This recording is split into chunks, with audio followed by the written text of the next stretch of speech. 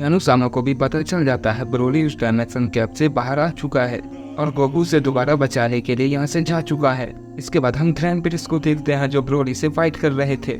उन दोनों में काफी तकड़ी फाइट हो रही थी और वो दोनों एक दूसरे पे लगातार हमला किए जा रहे थे। ब्रोली पहले के मुकाबले काफी ज्यादा ताकतवर हो गया था और उसकी पावर भी काफी ज्यादा होती है। दूसरी तरफ हम ग्रैंड प्रिंस को देखते हैं जो बिना पावर अप किए ही लड़ रहे थे और वो अपनी नॉर्मल फॉर्म में ही होते हैं। इस वजह से ब्रोली उन्हें काफी अच्छी टक्कर दे रहा होता है। ब्रोली ग्रैंड प्रिंस की ताकत से बिल्कुल अनजान होता है। वो सोचता है मैंने ग्रैंड प्रिंस से पहले भी फाइट की है और मैं पहले के मुकाबले काफी ज्यादा ताकतवर हो गया हूँ, इसीलिए मैं ग्रैंड प्रिंस को हरा सकता हूँ। इसके बाद हम ग्रैंड प्रिंस को देखते हैं जो ब्रोली पे बहुत गुस्सा होते हैं क्योंकि उसकी वजह से डीमन वहाँ से भाग गए थे। इसके बाद ग्रैंड प्रिंस गुस्से में कहते हैं ब्रोली इन सबके जिम्मेदार तुम हो, तुम्हारी वजह से वो डीमन यहाँ से भाग गए और अब जो भी गलत होगा वो सिर्फ तुम्हारी वजह से होगा। अगर तुम नहीं होते तो मैं उन सबको अब तक खत्म कर देता, लेकिन तुम बीच में आ गए और वो इसका फायदा उठाकर यहाँ से भाग गए। तुम बहुत ही बेवकूफ़ हो, इसी बेवकूफ़ी की वजह से मैंने तुम्हें उस डायमेंशन कैप में कैद कर दिया था। मुझे लगा तुम सुधर जाओगे लेकिन मैं बिल्कुल गलत था। लेकिन तुम में एक बदलाव आया है, तुमने अपनी शक्तियों पे काबू पाना सीख लिया है। अब तुम बेकाबू नहीं हो रहे और अब मुझे लगता है मुझे दोबारा तुम्हें उसी डायमेंशन कैप में कैद करना होगा ताकि तुम सही गलत में फैसला देख पाओ। तुम इतने साल कैद रहने के बाद भी ये नहीं समझ पाए आखिर क्या सही है और क्या गलत, पर मुझे लगता है दूसरी बार में तुम ये जरूर सीख लोगे। ब्रोली ग्रैंड प्रिंस की ये बात सुनकर गुस्सा होता है और कहता है मैं आपकी ही वजह से ऐसा हूँ। आपने ही मुझे उन डीमन के साथ कैद कर दिया था। मुझे न चाहते हुए भी मुझे ऐसा बनना पड़ा क्योंकि मेरे पास कोई दूसरा रास्ता नहीं था। मैं वहाँ बिल्कुल अकेले था सिवाय उन डीमंस के। वहाँ सिर्फ डीमन थे और मैं आपकी ही वजह से ऐसा बना हूँ। क्या आप भूल गए? लेकिन कोई बात नहीं, मैं आ गया हूँ और मैं आपको याद दिलाऊंगा। मैं आपको बिल्कुल नहीं छोड़ूंगा, मैं अपना बदला लेकर रहूंगा। ये कहकर ब्रोली ग्रैंड प्रिंस पे एक जोरदार पंच करता है जिस वजह से ग्रैंड प्रिंस थोड़ा पीछे हो जाते हैं। ब्रोली ये देखकर थोड़ा शॉक हो जाता है कि उस हमले से ग्रैंड प्रिंस को कुछ भी नहीं हुआ था। ग्रैंड प्रिंस उस हमले की वजह से बस थोड़ा सा पीछे की तरफ चले गए थे। ब्रोली ये देखकर कहता है ग्रैंड प्रिंस को आखिर कुछ नहीं हुआ, लेकिन कैसे? मैंने तो बहुत जोरदार हमला किया था। इस हमले से ग्रैंड प्रिंस को चोट आनी चाहिए थी लेकिन उन्हें एक खरोच तक नहीं आई। ये देखकर ब्रोली और गुस्सा हो जाता है। फिर से एक जोरदार बंद दोबारा ग्रैंड प्रिंस पे करता है जो पहले के मुकाबले और भी पावरफुल होता है और इस बार ग्रैंड प्रिंस उस पंच को ब्लॉक कर देते हैं। ब्रोली के हाथ को अपने हाथ से बहुत जोर से पकड़ लेते हैं। ब्रोली अपने हाथ को नहीं छुड़ा पा रहा होता है। ब्रोली ये देखकर काफी शॉक हो जाता है। वो ग्रैंड प्रिंस को देखकर काफी घबरा जाता है क्योंकि ग्रैंड प्रिंस बहुत गुस्से में होते हैं। ग्रैंड प्रिंस कहते हैं ब्रोली जब तुम पहली बार मुझसे लड़े थे और ये गलती तुमने की थी तो मैंने तुम्हें जानबूझकर छोड़ दिया था और मैं तुम्हें बिल्कुल भी नुकसान नहीं पहुंचाना चाहता था क्योंकि मैं तुम दोनों से प्यार करता था, क्योंकि मैंने ही तुम दोनों को पाला था और तुम्हें बड़ा किया था। मैं तुम दोनों को काफी चाहता था, इसीलिए मैं तुम्हें अपनी आंखों के सामने मरते हुए नहीं देख सकता था। इसीलिए मैंने तुम्हें उन डीमन के साथ उस डायमेंशन कैप में कैद कर दिया था ताकि तुम सही गलत को जान सको, लेकिन तुम इसके बजाय उन डीमन के ही जैसे बन गए। अगर तुम्हारी जगह तुम्हारा भाई होता तो वो अब तक समझ चुका होता क्योंकि वो तुमसे ज्यादा समझदार है। ब्रोली ग्रैंड प्रिंस की ये बात सुनकर काफी मायूस हो जाता है क्योंकि वो समझ जाता है कि वो गलत है, जो उसने किया था वो सही नहीं था। ब्रोली बिल्कुल शांत हो जाता है और वो अपनी पावर को बिल्कुल नहीं बढ़ाता और ग्रैंड प्रिंस के अटैक से बचने की कोशिश करता है। ग्रैंड प्रिंस अभी भी गुस्से में होते हैं और वो एक अटैक तैयार करते हैं और ब्रोली को फिर से कैद करने वाले होते हैं। ब्रोली बस देखता रहता है, वो उस अटैक से बचने की कोशिश बिल्कुल नहीं करता और ग्रैंड प्रिंस वो अटैक करने ही वाले होते हैं कि गोकू वहाँ पर आ जाता है।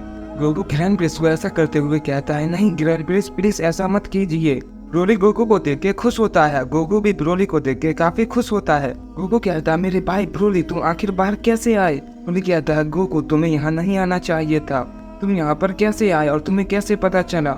ये सारी गलती मेरी है और ये सारी मुसीबत मेरी वजह से आई है, इसीलिए मैं जहाँ से आया हूँ वहीं जा रहा हूँ। इसीलिए तुम बीच में मत आओ, जो ग्रैंड प्रिंस करना चाहते हैं वो उन्हें करने दो। मैं हमेशा कोई न कोई मुसीबत खड़ी कर देता हूँ, अगर तुमने मुझे बचा भी लिया तो मैं तुम्हारे लिए मुसीबत ही बन जाऊंगा। ग्रैंड प्रिंस ब्रोली की ये बात सुनकर समझ जाते हैं। तभी गोकू कहता है नहीं ब्रोली ऐसा कुछ नहीं है, तुम वहाँ से हट जाओ, मैं तुम्हें कुछ भी नहीं होने दूंगा। ये कहने के बाद गोकू ब्रोली को बचाने के लिए चाहता है। इसके बाद हम उन डीमंस को देखते हैं जो वहाँ से भागकर बहुत दूर आ गए थे ताकि उन्हें कोई भी न ढूंढ पाए, खासकर यानुसामा और ग्रैंड प्रिंस। इसके बाद कामोरी कहता है ग्रैंड प्रिंस तो बहुत ताकतवर हो गया है, हम मिलकर भी उसे नहीं हरा पाए, यहाँ तक कि उसे खरोच तक नहीं आई थी। क्या वाकई में हम इतने कमजोर हो गए हैं? ये सुनकर आइजन कहता है लगता है उस पोर्टल से निकलने में हमारी बहुत ज्यादा ताकत खत्म हो गई है। उस पोर्टल को खोलने में हमारी बहुत ज्यादा ताकत लगी थी, जिस वजह से हम कमजोर हो गए हैं। वो तो अच्छा हुआ ब्रोली बीच में आ गया, वरना तुम दोनों का बचना मुश्किल था, कामोरी और सिल्विया। अगर तुम दोनों मर जाते तो हमें और भी ज्यादा दिक्कत होती। पता नहीं उसका क्या हुआ होगा। मुझे लगता नहीं कि वो ग्रैंड प्रिंस को खत्म कर पाएगा। कहीं ऐसा ना हो कि ग्रैंड प्रिंस ने उसे मार दिया हो। खैर छोड़ो, हमें इससे कोई फर्क नहीं पड़ता। अब हमें ही सब कुछ करना होगा। अब वक्त आ गया है अपनी प्लान को कामयाब बनाने का और सुपर सैनरॉन को बुलाने का। हमने इस दिन का बहुत ही बेसब्री से इंतजार किया था। आखिरकार वो वक्त आ ही गया, हमारा सब्र खत्म हुआ। इसके बाद हम गोकू को देखते हैं जो ब्रोली को बचाने के लिए जाता है। गोकू ये देखकर कहता है, ग्रैंड प्रिंस आप ब्रोली को छोड़ दीजिए, बस उसे एक मौका दीजिए। मैं वादा करता हूँ ब्रोली दोबारा ऐसा नहीं करेगा। प्लीज उसे सुधारने का एक मौका जरूर दीजिए। मैं जानता हूँ ब्रोली दोबारा ऐसा नहीं करेगा। ग्रैंड प्रिंस कहते हैं, नहीं गोकू, ये बिल्कुल वैसा ही है, ये बिल्कुल भी नहीं बदला।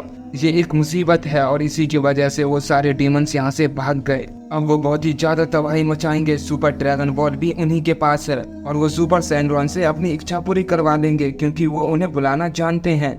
सुपर सैनरॉन की कोई भी इच्छा पूरी कर सकता है, ना जाने वो अब क्या करेंगे। और मैं ये बिल्कुल भी नहीं चाहता कि ब्रोली कुछ और नुकसान करे, इसीलिए मैं दोबारा इसे वहीं भेज दूंगा। गोकू फिर कहता है, नहीं ग्रैंड प्रिंस आप ऐसा मत कीजिए, प्लीज ब्रोली को छोड़ दीजिए। आप ब्रोली को देख सकते हैं, वो कितना शांत है, वो बिल्कुल भी पहले जैसा नहीं है। आप उसे देखिए, पहले के मुकाबले बहुत ज्यादा शांत है और मैं वादा करता हूँ मैं इसे संभाल लूंगा। बस आप एक बार ब्रोली को छोड़ दीजिए।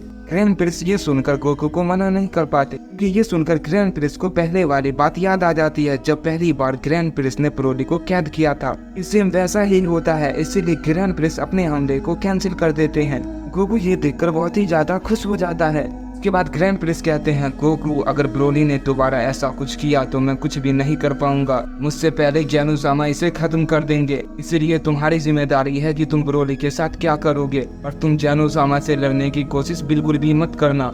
और मुझे लगता है कि जैनुसामा को पता चल गया है कि ब्रोली आजाद हो चुका है और इसी की वजह से ये मुसीबत आई है। इसीलिए पहले तुम्हें एक काम करना होगा, तुम्हें उन डीमंस को ढूंढना होगा और सुपर ड्रैगन बॉल को भी वापस लाना होगा। अगर तुम इस काम को पूरा कर दोगे तो शायद जैनुसामा ब्रोली को माफ कर दे।